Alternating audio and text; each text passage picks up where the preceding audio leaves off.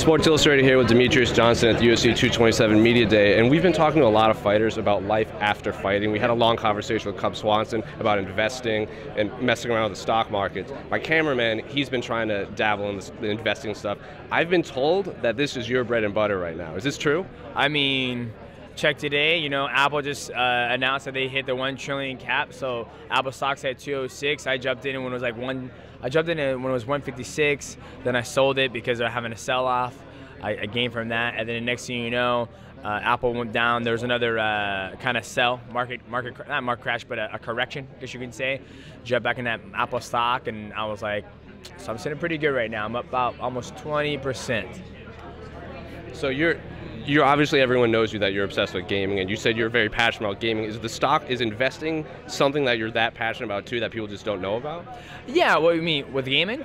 Just you're passionate about. Are you as passionate about investing in the stock market like you said? Well, no, I mean it's totally different. You know, I'm definitely passionate about video game, but when it comes to stock market, it's another tool to make almost easy money, right? A lot of people tell me like you got to find ways for your money to work harder than you do, right? And so for me, you can invest in the gym, you can invest in a whole bunch of things, but when you invest in the gym, it takes a lot of time to make sure the gym's running good.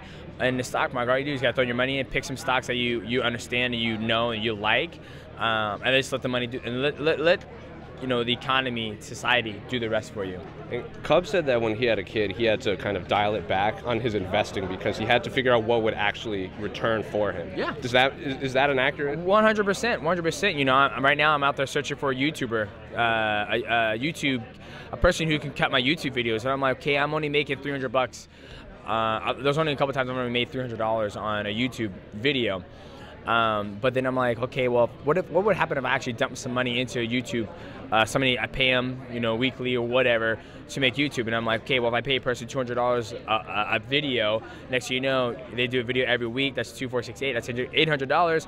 I get $300 on one video, so you're investing. So for me, I like, you know, when it comes to investing, sure stuff. I mean, it's not even a sure thing, but I know I know I'm gonna get some type of return in it. So what would you tell a fighter like Jose Shorty Torres, who's only been fighting for 3 years, that he has to start now to prepare?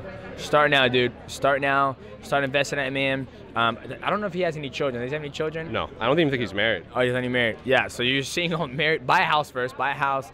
Pay your taxes and start investing that fucking money, man. That way, when you're, how old is he?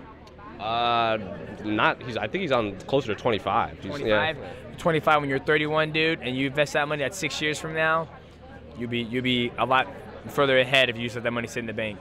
And last question for me, there's been a lot of talk about opening new weight classes. Kevin Lee wants 165, Thiago Santos wants a 195.